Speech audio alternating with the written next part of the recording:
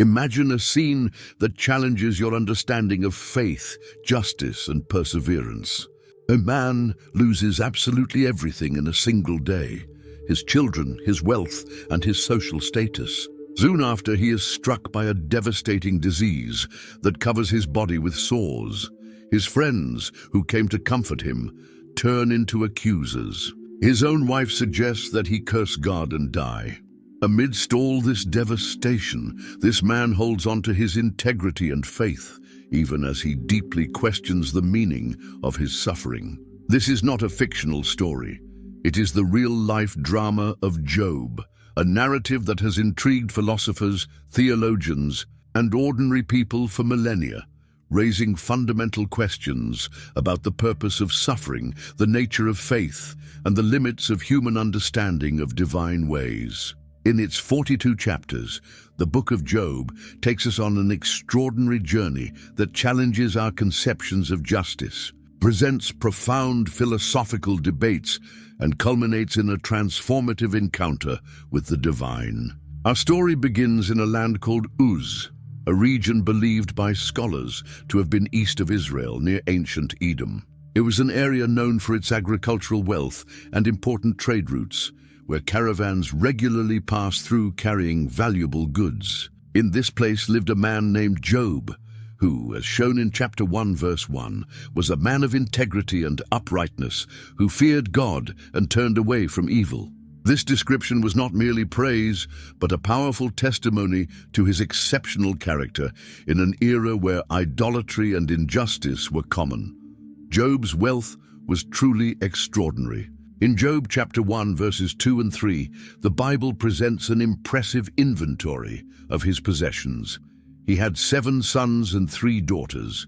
He owned 7,000 sheep, 3,000 camels, 500 yoke of oxen, 500 donkeys, and many servants. To grasp the magnitude of this wealth, it is important to understand that each yoke of oxen consisted of 2 animals working together, meaning he had 1,000 oxen in total. Camels were especially valuable, used for long-distance trade, and considered symbols of prosperity. Sheep provided wool, meat, and dairy products, while donkeys were essential for local transport and agricultural work. The Bible tells us he was the greatest man among all the people of the East, an impressive title considering the wealth of many merchants and rulers of the region. But what truly set Job apart was his exemplary family and spiritual life. In chapter 1, verses 4 and 5, we see a beautiful portrait of family harmony. His sons used to hold feasts in their homes on their birthdays, and they would invite their 3 sisters to eat and drink with them. These feasts were not just ordinary celebrations, but expressions of the family unity that Job had cultivated.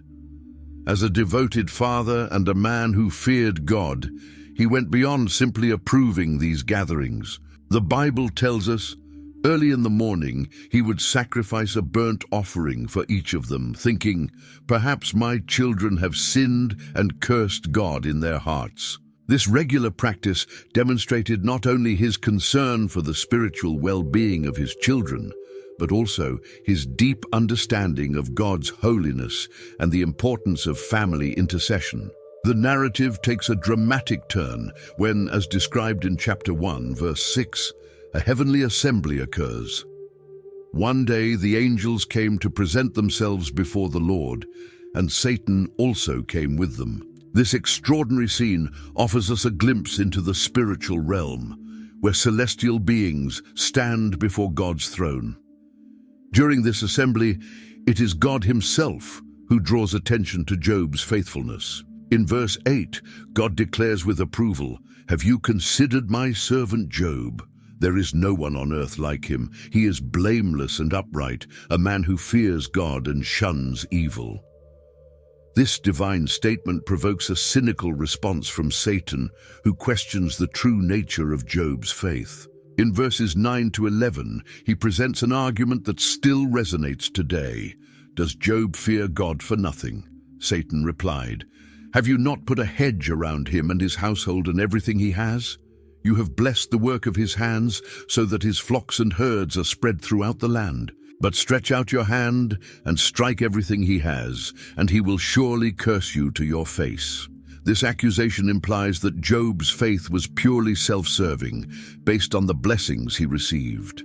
God then allows a test, but with one crucial condition, described in verse 12. Very well then, everything he has is in your power, but on the man himself do not lay a finger. What follows is a devastating series of losses, all occurring on the same day. As reported in chapter 1, verses 14 to 19, 4 messengers arrive, successively, each bringing more terrible news than the last. The first announces that the Sabaeans attacked, seizing the oxen and donkeys and killing the servants guarding them. Before he could process this loss, a second messenger reports that fire fell from the sky, consuming the sheep and the shepherds.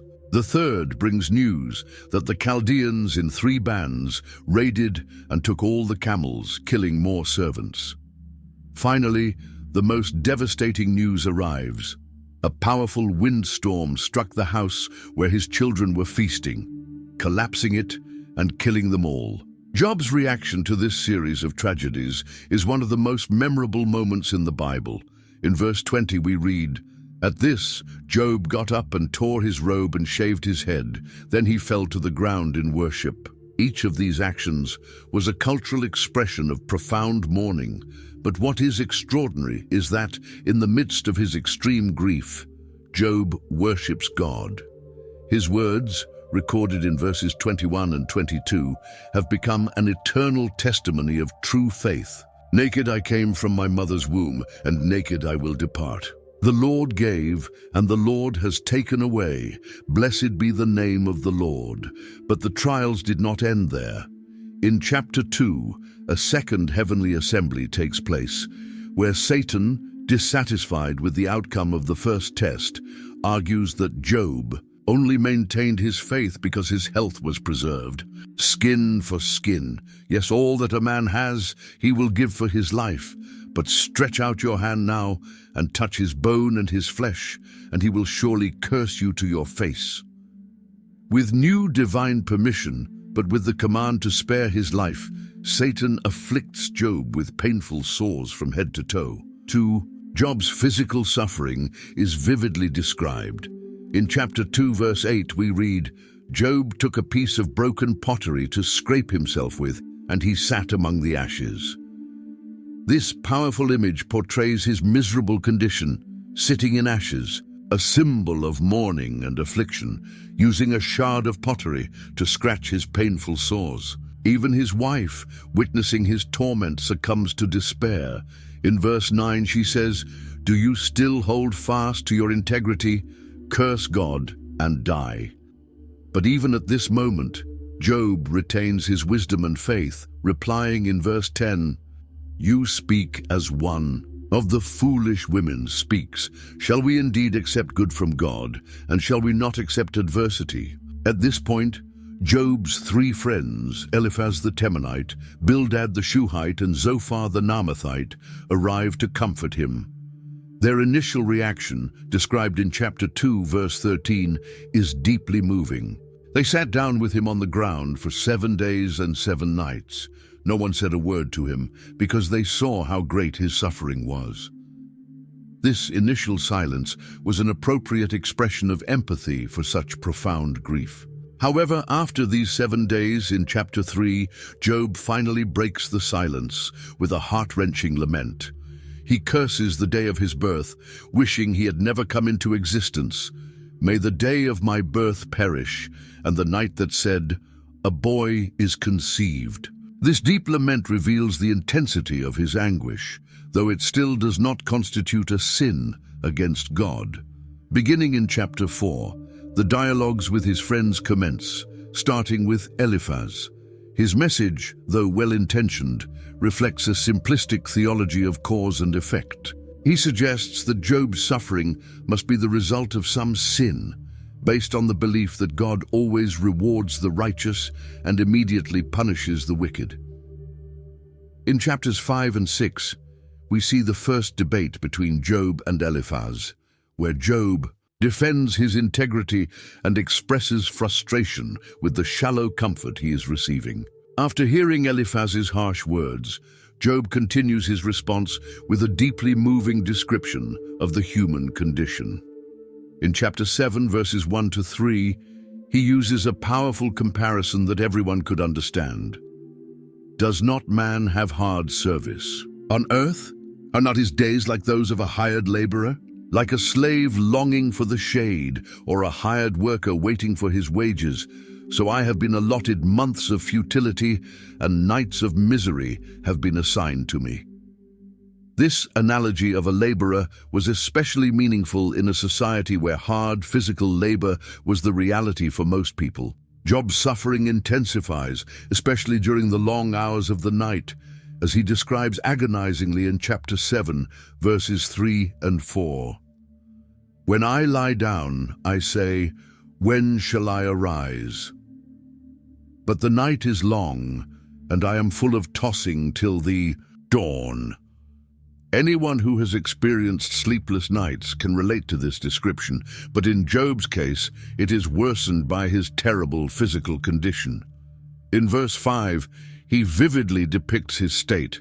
My body is clothed with worms and scabs. My skin is broken and festering. This graphic portrayal helps us understand the extent of his physical suffering. In one of the most intimate and poignant moments of the text, Job speaks directly to God, questioning the intense divine scrutiny over his life. In chapter 7, verses 17 to 19, he asks, What is man, that you magnify him, and that you set your heart on him, that you visit him every morning and test him every moment? This question echoes Psalm 8, but with a different tone. While the psalmist marvels at God's attention, Job questions it amid his suffering. He continues in verse 20, If I have sinned, what have I done to you, O watcher of men? Why have you made me your target, so that I am a burden to myself?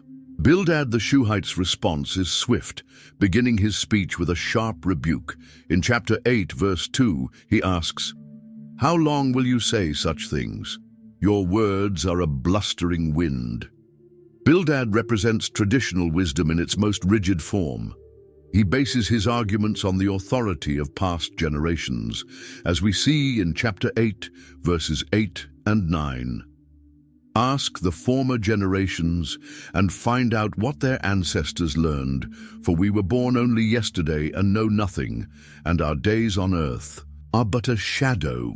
To support his argument, Bildad employs a series of natural metaphors, especially meaningful in an agrarian society. In chapter 8, verses 11 to 13, he compares the wicked to plants without support. Can papyrus grow tall where there is no marsh? Can reeds thrive without water? While still growing and uncut, they wither more quickly than grass. Such is the destiny of all who forget God. So perishes the hope of the godless. These images of papyrus and reeds were particularly relevant, as these plants were well known for their dependence on water. Job's response to Bildad, spanning chapters 9 and 10, is one of the book's most profound and theologically rich passages. He begins by acknowledging God's incomparable power with a description that has become a classic. In chapter 9, verses 4 to 10, Job offers a majestic portrayal of divine power. His wisdom is profound, his power is vast. Who has resisted him and come out unscathed? He moves mountains without their knowing it and overturns them in his anger. He shakes the earth from its place and makes its pillars tremble. He speaks to the sun, and it does not shine. He seals off the light of the stars. He alone stretches out the heavens and treads on the waves of the sea. He is the maker of the Bear and Orion, the Pleiades and the constellations of the south. This description shows that, even in his suffering, Job maintains a deep understanding of God's greatness. However, this recognition of divine power leads Job to a profound existential dilemma. In chapter 9, verses 32 and 33, he expresses one of the most significant concepts in the entire book, the need for a mediator. For he is not a man, as I am, that I should answer him, and we should come together in judgment. Neither is there any mediator between us that might lay his hand upon us both. This longing for a mediator is particularly significant in light of the later Christian revelation of Jesus as the mediator between God and humanity. In chapter 10, Job deepens his lament, questioning the divine purpose behind his suffering. In verses 8 to 12, he uses the metaphor of a clay vessel. Your hands have made me and fashioned me completely. Did you not pour me out like milk and curdle me like cheese? You clothed me with skin and flesh and knit me together with bones and sinews. This image of the potter and the clay would later be echoed by several prophets and the Apostle Paul. Zophar of Naamah, the third friend, then intervenes with a speech even harsher than the previous ones. In chapter 11, verses 2 and 3, he accuses Job of being excessively verbose. Should not the multitude of words be answered, and should a man full of talk be justified? His approach is more direct and less diplomatic than that of his companions. In verse 6, he even suggests that Job is receiving less than he deserves. Know therefore that God exacts from you less than your iniquity deserves. In a passage that blends rebuke with deep theology, Zophar attempts to show Job the limitation of human understanding before divine wisdom. In chapter 11, verses 7 to 9, he asks, "Can you search out the deep things of God? Can you find out the limits of the Almighty? They are higher than heaven. What can you do? Deeper than Sheol? What can you know? Their measure is longer than the earth and broader than the sea." This depiction of the vastness of divine wisdom is poetically beautiful, even if its use as an argument against Job is debatable. Job's response in chapter 12 is a masterpiece of irony and wisdom. He begins with biting sarcasm in verses 2 and 3. "No doubt you are the people, and wisdom will die with you. But I have understanding as well as you. I am not inferior to you. Who does not know such things as these?" This reply shows that despite his suffering, Job has not lost his sharpness in argument. He then offers his own observation of nature and God's power, surpassing the simplistic metaphors of his friends. In chapter 12, verses 7 to 10, Job provides a profound perspective on how all creation testifies to divine power. "But ask the beasts, and they will teach you, the birds of the air, and they will tell you, or speak to the earth, and it will instruct you, and the fish of the sea will declare to you. Who among all these does not know that the hand of the Lord has done this? In his hand is the life of every living thing, and the breath of all mankind." His argument reaches its peak when he demonstrates how God controls every aspect of life, from the greatest to the humblest. In chapter 12, verses 13 to 25, Job presents a comprehensive view of God's sovereign rule. With him are wisdom and strength. He has counsel and understanding. If he tears down, it cannot be rebuilt. If he imprisons a man, there is no release. He makes nations great, and he destroys them. He enlarges nations and leads them away. This description of divine power over human history reveals a theological insight that far surpasses that of his friends. After demonstrating his deep understanding of God's power, Job continues his defense in chapter 13 with even greater determination. In verse 3, he declares his deepest desire. "But I desire to speak to the Almighty and to argue my case with God." This is not a statement of arrogance, but a genuine yearning for a direct encounter with his Creator. Then, in chapter 13, verses 4 and 5, Job delivers a sharp rebuke to his friends.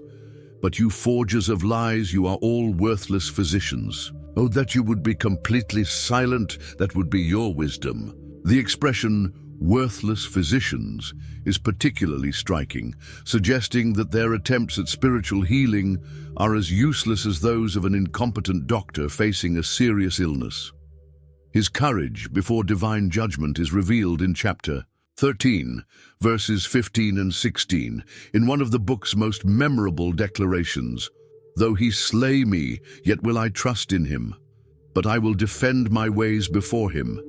This also shall be my salvation, for a hypocrite shall not come before him. This statement displays a faith that transcends circumstances, even in the face of death. In chapter 13, verses 20 to 22, Job makes a direct appeal to God. Only do not do two things to me, then I will not hide myself from you. Withdraw your hand far from me, and let not the dread of you make me afraid. Then call, and I will answer, or let me speak, and you respond to me. This request reveals both his humility and his boldness in seeking a direct dialogue with God. Chapter 14 marks a shift in tone, where Job reflects deeply on the human condition. In verses 1 and 2, he offers a poetic description of life's fragility. Man, who is born of woman, is of few days and full of trouble. He springs up like a flower and withers away. He flees like a shadow and does not remain. This metaphor of the withering flower was especially meaningful in a land where desert flowers would bloom briefly after rare rains. Continuing his reflection in chapter 14, verses 7 to 9, Job compares human hope to that of a tree. For there is hope for a tree. If it is cut down, it will sprout again, and its shoots will not cease. Though its root grows old in the earth and its stump dies in the ground, yet at the scent of water it will bud and bring forth branches like a young plant. This comparison highlights the contrast with human mortality. The destructive power of time is illustrated in chapter 14, verses 18 and 19. But as a mountain erodes and crumbles, and as a rock is removed from its place, as water wears away stones and torrents wash away the dust of the earth, so you destroy man's hope. This depiction of natural erosion serves as a metaphor for the inevitable deterioration of human life. Eliphaz's second speech, in chapter 15, takes on a more aggressive tone. In verses 2 and 3, he accuses Job of arrogance. Should a wise man answer with empty arguments or fill his belly with the east wind? Should he argue with useless words and speeches that have no value?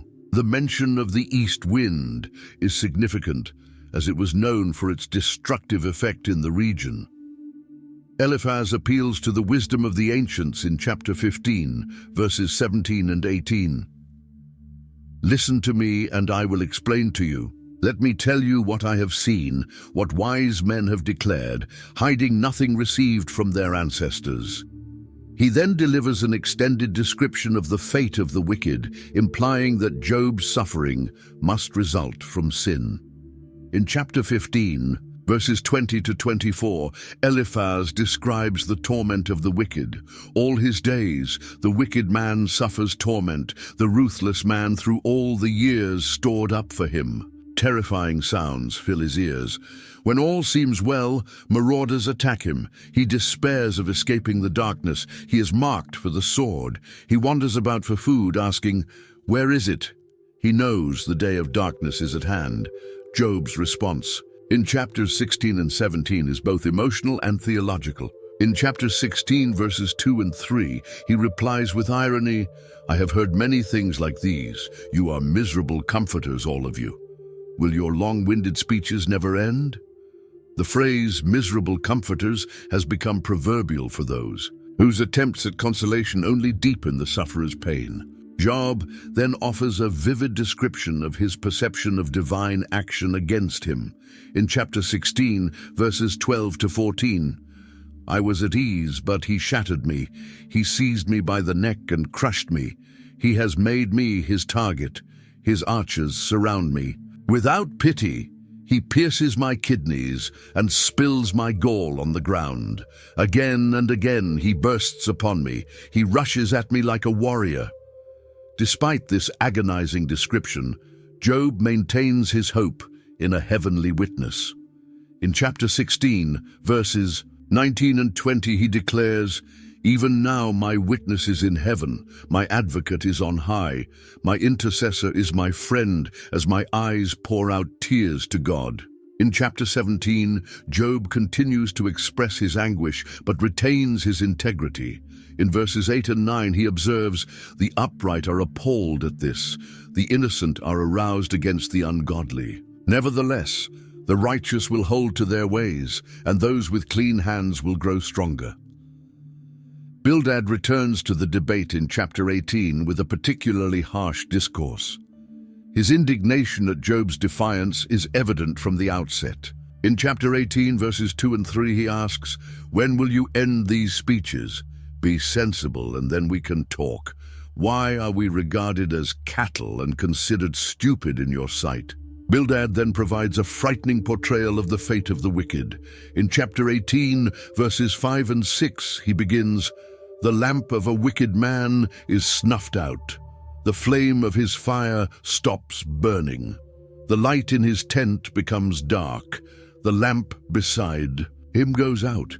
This metaphor of extinguished light carried deep significance in a culture where darkness symbolized both physical and spiritual danger.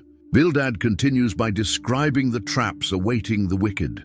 In chapter 18, verses 8 to 10, "For he is cast into a net by his own feet. He wanders into its mesh. A trap seizes him by the heel. A snare holds him fast. A noose is hidden for him on the ground. A trap lies in his path." This series of trap imagery implies that evil brings about its own punishment. Bildad concludes with a description of the complete extinction of the wicked's memory. In chapter 18, verses 17 to 21, "The memory of him perishes from the earth. He has no name in the land. He is driven from light into the realm of darkness and is banished from the world. He has no offspring or descendants among his people, no survivor where he once lived. People of the West are appalled at his fate. Those of the East are seized with horror. Surely such is the dwelling of an evil man, such is the place of one who does not know God." In response to Bildad's harsh words, Job begins chapter 19 with one of the most poignant laments in the Bible. In verses 2 and 3, he expresses his pain. "How long will you torment me and crush me with words? 10 times now you have reproached me. Shamelessly you attack me." The number 10 times likely represents a complete measure of suffering, indicating that Job felt his friends had gone beyond all limits. Job then describes his sense of divine persecution. In chapter 19, verses 6 to 12, he portrays his plight. With poignant words, "Know that God has wronged me and drawn his net around me. Though I cry violence, I get no response. Though I call for help, there is no justice. He has blocked my way so I cannot pass. He has shrouded my paths in darkness. He has stripped me of my honor and removed the crown from my head. He tears me down on every side till I am gone. He uproots my hope like a tree. His anger burns against me. He counts me among his enemies." The abandonment by friends and family is described with particular poignancy in chapter 19, verses 13 to 19. "He has alienated my family from me. My acquaintances are completely estranged from me. My relatives have gone away. My closest friends have forgotten me. My guests and my female servants count me a foreigner. They look on me as on a stranger. I summon my servant, but he does not answer, though I beg him with my own mouth. My breath is offensive to my wife. I am loathsome to my own family. Even little boys scorn me. When I appear, they ridicule me. All my intimate friends detest me. Those I love have turned against me." However, in the midst of all this suffering, Job makes one of the most important declarations in the entire book. In chapter 19, verses 25 to 27, he proclaims his faith in the Redeemer. "For I know that my Redeemer lives, and that in the end he will stand on the earth. And after my skin has been destroyed, yet in my flesh I will see God. I myself will see him with my own eyes, I and not another. How my heart yearns within me." This prophetic statement reveals a hope that transcends his current situation. Zophar, unconvinced by Job's declaration of faith, responds in chapter 20 with a discourse on the brevity of the triumph of the wicked. In verses 4 to 7, he asks, "Do you not know this from of old, since the time man was placed on the earth, that the triumph of the wicked is short, and the joy of the godless lasts but a moment? Though his pride reaches to the heavens, and his head touches the clouds, he will perish forever like his own dung." He continues describing the inevitable punishment in chapter 20, verses 12 to 14. "Though evil is sweet in his mouth, and he hides it under his tongue, though he cannot bear to let it go and keeps it in his mouth, yet his food will turn sour in his stomach. It will become the venom of serpents within him." This metaphor of food turning into poison illustrates Zophar's view of the fate of the wicked. Job's reply in chapter 21 is one of the most profound reflections on the enigma of the prosperity of the wicked. In verses 7 to 13, he questions, "Why do the wicked live on, growing old and increasing in power? They see their children established around them, their offspring before their eyes. Their homes are safe and free from fear. The rod of God is not on them. Their bulls breed without fail. Their cows calve and do not miscarry. They send forth their children as a flock. Their little ones dance about. They sing to the music of timbrel and lyre. They make merry to the sound of the pipe. They spend their years in prosperity and go down to the grave in peace." This questioning of the traditional doctrine of retribution continues in chapter 21, verses 17 and 18. "Yet how often is the lamp of the wicked snuffed out? How often does calamity come upon them, the fate God allots in his anger? How often are they like straw before the wind, like chaff swept away by a gale?" Job is directly challenging the simplistic theology of his friends. In chapter 22, Eliphaz makes his third and final speech, now with specific accusations against Job. In verses 5 to 9, he lists supposed sins. "Is not your wickedness great? Are not your sins endless? You demanded security from your relatives for no reason. You stripped people of their clothing, leaving them naked. You gave no water to the weary, and you withheld food from the hungry, though you were a powerful man, owning land, an honored man, living on it. You sent widows away empty-handed and broke the strength of the fatherless." Eliphaz then calls for repentance, promising restoration. In chapter 22, verses 21 to 25, he advises, "Submit to God and be at peace with him. In this way, prosperity will come to you. Accept instruction from his mouth and lay up his words in your heart. If you return to the Almighty, you will be restored. If you remove wickedness far from your tent and assign your nuggets to the dust, your gold of Ophir to the rocks in the ravines, then the Almighty will be your gold, the choicest silver for you." Job's response in chapters 23 and 24 is a deep reflection on the search for God and the injustice in the world. In chapter 23, verses 3 to 5, he expresses his longing. "If only I knew where to find him. If only I could go to his dwelling.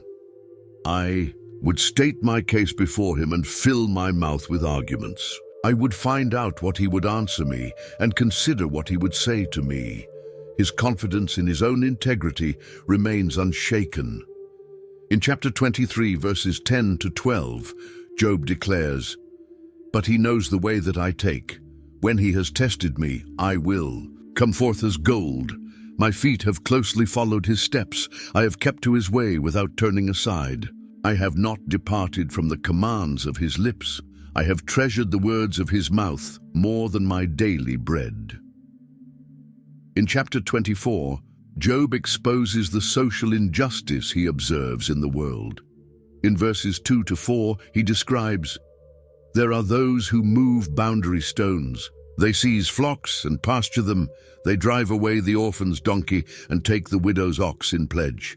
They thrust the needy from the path and force all the poor of the land into hiding." This description of injustice serves to challenge the simplistic retributive theology of his friends.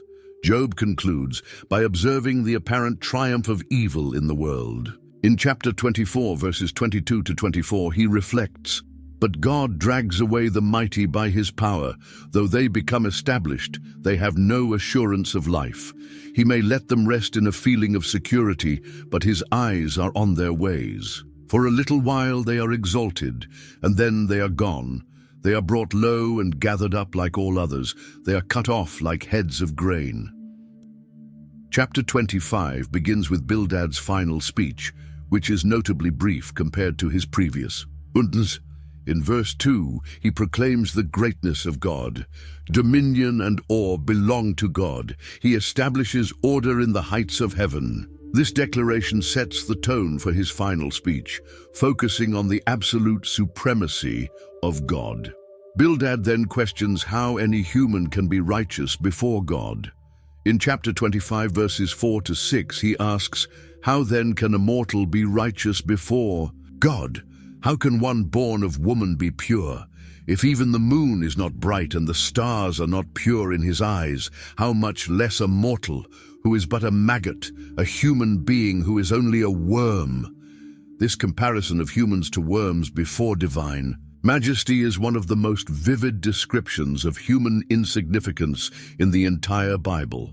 Job's response, which spans chapters 26 and 27, begins with a sharp irony regarding the help offered by his friends. In chapter 26, verses 2 to 4, he says, "How you have helped the powerless, how you have saved the arm that is feeble.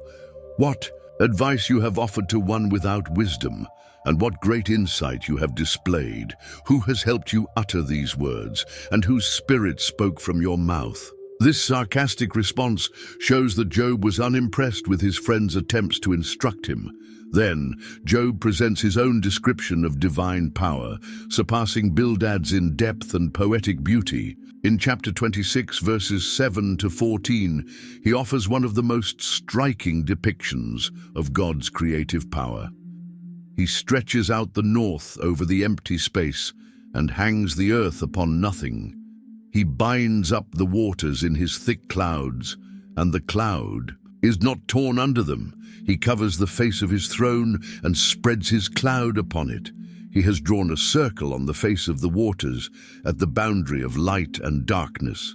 The pillars of heaven tremble and are astonished at his rebuke. By his power he stirs up the sea, and by his understanding he smites through its pride. By his breath he has adorned the heavens, his hand has pierced the swift serpent. Behold, these are but the fringes of his ways. How faint a whisper we hear of him. But the thunder of his power who can understand? In chapter 27, Job reaffirms his integrity with even greater force. In verses 2 to 6, he makes a solemn oath. "As surely as God lives, who has denied me justice, the Almighty, who has made my life bitter, as long as I have life within me, and the breath of God in my nostrils, my lips will not speak wickedness, and my tongue will utter no deceit. Far be it from me to declare you right. Till I die, I will not put away my integrity from me. I will hold fast to my righteousness, and will not let it go. My heart shall not reproach me as long as I live." Chapter 28 presents one of the most beautiful poems on wisdom in all ancient literature. Job begins by describing human efforts to find precious treasures. In verses 1 to 11, he details how men explore the depths of the earth. "Surely there is a mine for silver, and a place where gold is refined. Iron is taken from the earth, and copper is smelted from ore. Man puts an end to darkness and searches out every recess for ore in the gloom and deep darkness. He cuts out channels through the rocks. His eyes see every precious thing. He dams up the streams from trickling and brings hidden things to light." However, Job contrasts this technical skill with humanity's inability to find true wisdom. In verses 12 to 19, he asks, "But where shall wisdom be found? And where is the place of understanding? Man does not comprehend its worth, nor is it found. In the land of the living, the deep says, "It is not in me," and the sea says, "It is not with me." It cannot be purchased for gold, nor can silver be weighed as its price. It cannot be valued with the gold of Ophir, with precious onyx or sapphire. Neither gold nor crystal can compare with it, nor can it be exchanged for jewels of fine gold. The conclusion of the poem on wisdom, in verse 28, reveals the key to finding it. "Behold, the fear of the Lord, that is wisdom, and to turn away from evil is understanding." This statement condenses the entire search for wisdom into a simple, yet profound truth. In chapter 29, Job nostalgically recalls his days of prosperity. In verses 2 to 6, he laments, "Oh, that I were as in months past, as in the days when God watched over me, when his lamp shone upon my head, and by his light I walked through darkness, as I was in the days of my youth, when God's secret counsel was over my tent, when the Almighty was still with me, and my children were around me, when my steps were bathed in butter and the rock poured out streams of oil for me." He then describes the respect he received from the community. In verses 7 to 11, "When I went out to the city gate and took my seat in the public square, the young men saw me and stepped aside, and the old men rose to their feet. The princes refrained from speaking and laid their hands on their mouths. The voices of the nobles were hushed, and their tongues stuck to the roof of their mouths. Whoever heard me spoke well of me, and those who saw me commended me." The contrast with his current situation is painfully portrayed in chapter 30. In verses 1 to 8, Job describes how he is now despised even by the young. "But now they mock me, those younger than I, whose fathers I would have disdained to put with the dogs of my flock. From hunger and misery they roam the parched wastelands in the desolate and ruinous waste. They pluck salt herbs by the bushes, and their food was the root of the broom tree." Physical pain remains a constant reality. In verses 16 to 19 he describes, "And now my soul is poured out within me. Days of affliction have taken hold of me. At night my bones are pierced in me, and my gnawing pains take no rest. By great power my garment is disfigured. It binds me about like the collar of my tunic. He has cast me into the mire, and I have become like dust and ashes." The chapter closes with one of the most vivid descriptions of his suffering. In verses 26 to 31, Job concludes, "Yet when I hoped for good, evil came. When I looked for light, darkness came. My heart is in turmoil and cannot rest. Days of affliction confront me. I go about blackened, but not by the sun. I stand up in the assembly and cry for help. I have become a brother to jackals and a companion to ostriches. My skin grows black and peels. My bones burn with fever. My harp is turned to mourning, and my flute to the sound of weeping." Chapter 31 presents one of the most remarkable declarations of moral integrity in all ancient literature. Job begins with an oath regarding his moral purity. In verse 1, he declares, "I have made a covenant with my eyes. How then could I gaze at a virgin?" This opening statement sets the tone for an entire catalogue of moral virtues that Job claims to have consistently practiced. Regarding justice in his social relations, Job makes a series of powerful assertions. In verses 5 to 8, he proclaims, "If I have walked with falsehood, or my foot has hurried to deceit, let God weigh me in honest scales, and know that I am blameless. If my steps have turned from the path, if my heart has been led by my eyes, or if my hands have been defiled, then may others eat what I have sown, and may my crops be uprooted." The fair treatment of servants was a distinctive mark of his character. In chapter 31, verses 13 to 15, Job declares, "If I have despised the cause of my male or female servant when they contended with me, what then shall I do when God rises up, and when he calls me to account? What shall I answer him? Did not he who made me in the womb make them? Did not the same one form us both in the womb? His generosity toward the poor is described with moving detail.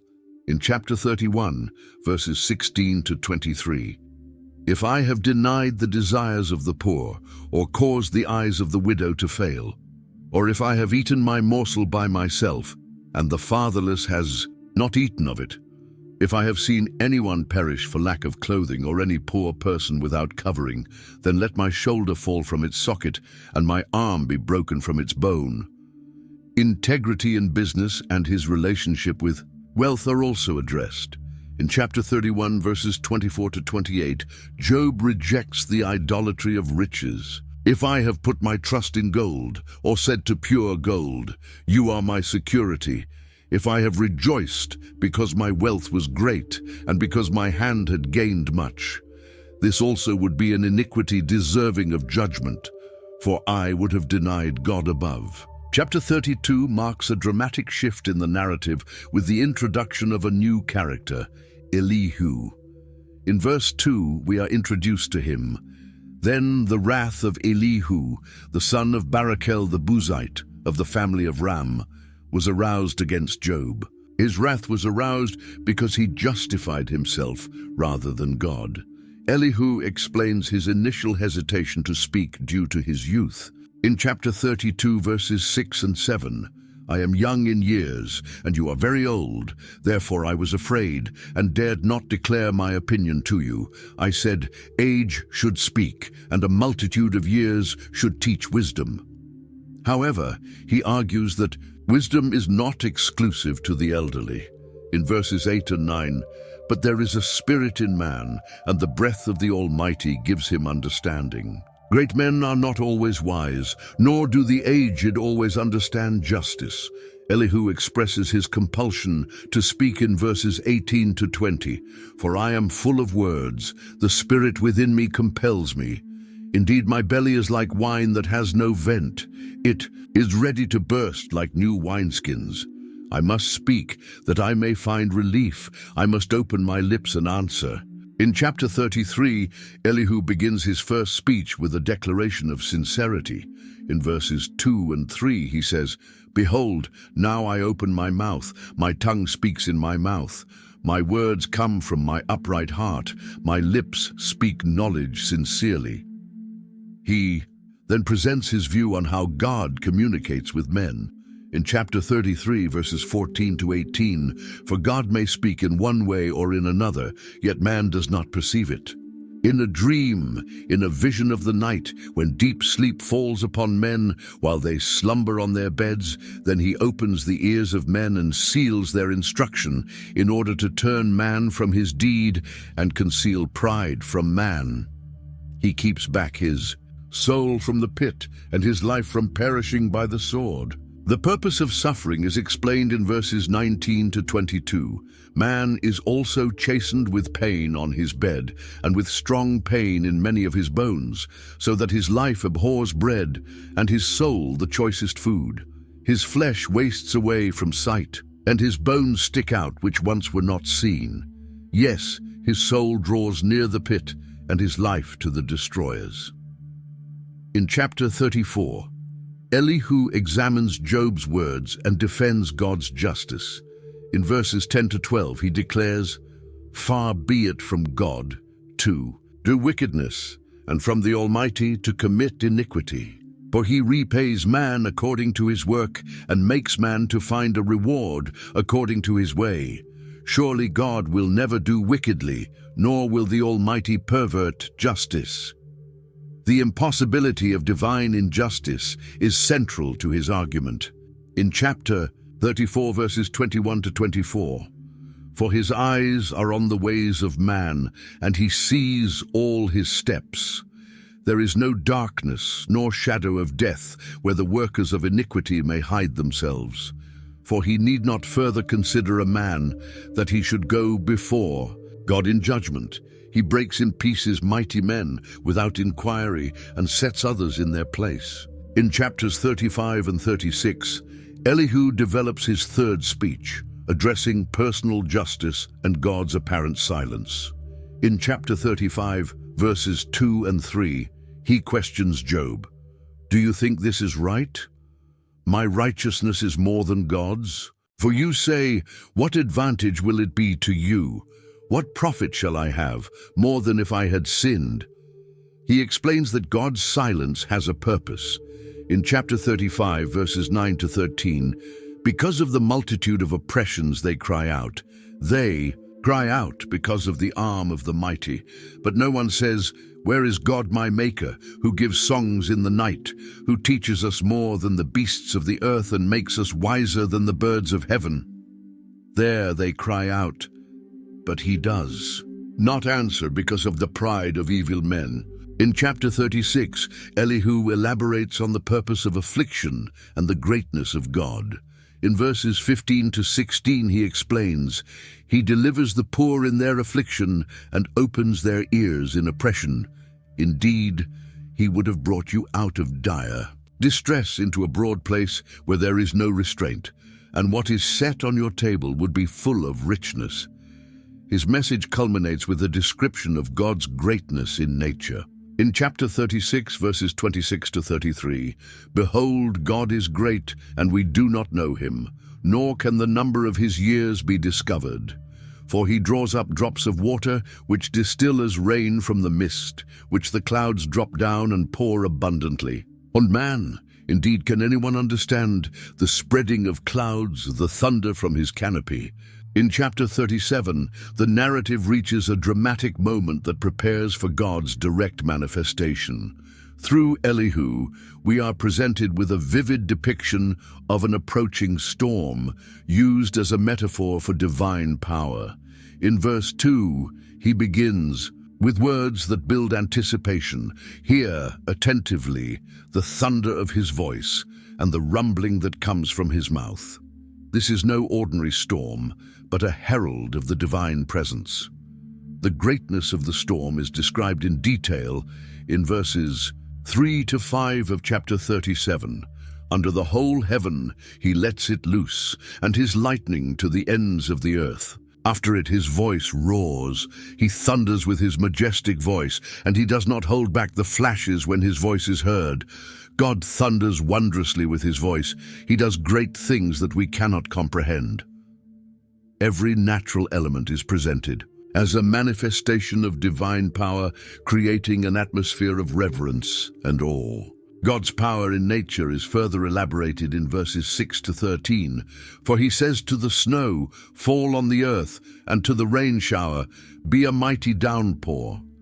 He seals the hand of every man, so that all men may know his work. The beasts go into their dens and remain in their lairs. The tempest comes from its chamber, and cold from the driving north winds. By the breath of God, ice is formed, and the broad waters are frozen. This comprehensive description shows how all natural elements respond to the divine command. Human limitation is emphasized in verses 14 to 18. Listen to this, O Job. Stand still and consider the wonders of God. Do you know how God controls the clouds and makes his lightning flash? Do you understand how the clouds hang poised, those wonders of him who is perfect in knowledge? These rhetorical questions set the stage for the divine interrogation that is about to come. Then, in chapter 38, the most anticipated moment occurs. God responds to Job from within the whirlwind. The opening is striking in verses 2 and 3. Who is this that darkens counsel with words without knowledge? Now brace yourself like a man. I will question you, and you shall answer me. This introduction sets the tone for a series of questions that will demonstrate the incomparable greatness of the Creator. God begins by questioning Job about the most fundamental aspects of creation. In verses 4 to 7, where were you when I laid the earth's foundation? Tell me if you have understanding. Who marked off its dimensions? Surely you know. Who stretched a measuring line across it? On what were its foundations set? Or who laid its cornerstone? While the morning stars sang together and all the sons of God shouted for joy. Each question highlights human smallness before the magnitude of creation. The divine control over natural elements is demonstrated through a series of poetic and profound questions. In verses 8 to 11, Who shut up the sea behind doors, when it burst forth from the womb, when I made the clouds its garment and wrapped it in thick darkness, when I fixed limits for it and set its doors and bars in place, and said, this far you may come, and no farther. Here is where your proud waves halt. The image of the sea as a newborn needing to be contained is particularly powerful. Divine wisdom in the natural order is revealed through questions about celestial phenomena. In verses 31 to 33, can you bind the sweet influences of the Pleiades or loosen the cords of Orion? Can you bring forth the constellations in their seasons, or lead out the bear with its cubs? Do you know the laws of the heavens? Can you set their dominion over the earth? These astronomical references showcase God's control over the entire cosmos. In chapter 39, attention turns to the animal world, with detailed descriptions that demonstrate God's intimate knowledge and care for all creatures. From mountain goats to ostriches, each animal is presented as an example of divine wisdom in the design of creation. The description of the war horse in verses 19 to 25 is particularly striking. Do you give the horse its strength or clothe its neck with a flowing mane? Do you make it leap like a locust, striking terror with its proud snorting? It paws the ground fiercely, rejoices in its strength, and charges into the fray. The second divine discourse in chapters 40 and 41 presents a new level of challenge. To human understanding, God describes two extraordinary creatures, Behemoth and Leviathan. The description of Behemoth begins in chapter 40, verse 15. Look now at Behemoth, which I made along with you, and which feeds on grass like an ox.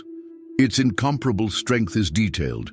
Its strength is in its loins, and its power in the muscles of its belly. Its tail sways like a cedar, the sinews of its thighs are tightly knit.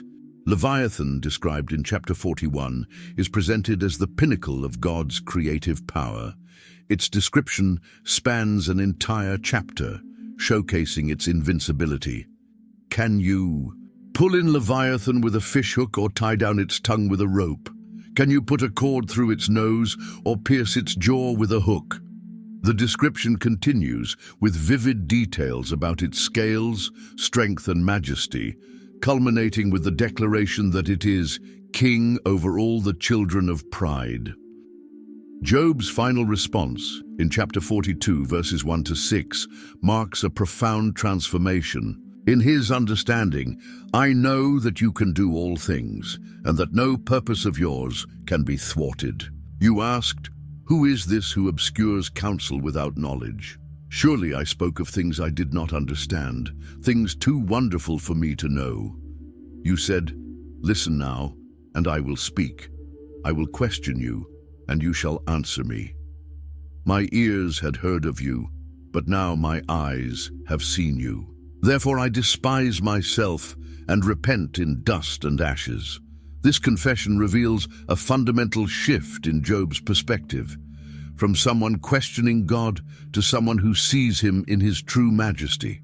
The judgment of Job's friends reveals God's validation of Job's integrity. In chapter 42, verses 7 and 8, God rebukes Eliphaz and his companions.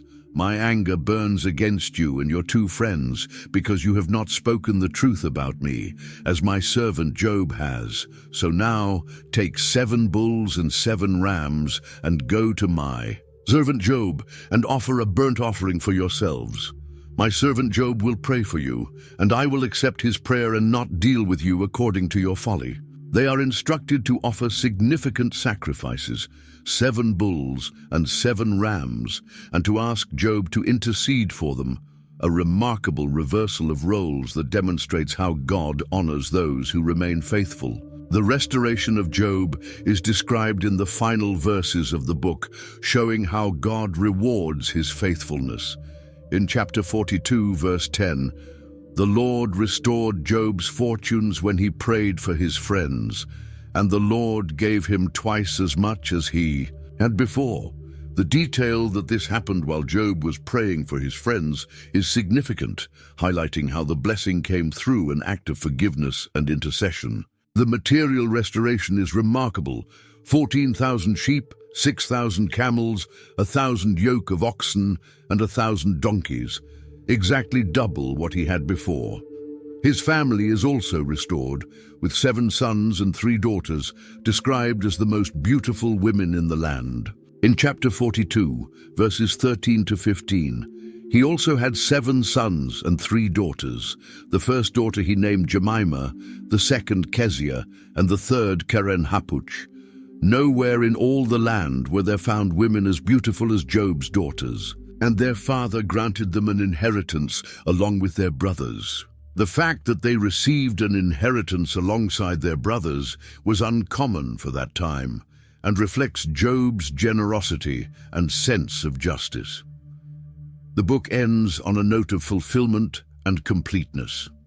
In chapter 42, verses 16 and 17, after this, Job lived 140 years. He saw his children and their children to the 4th generation, and so Job died, old and full of years.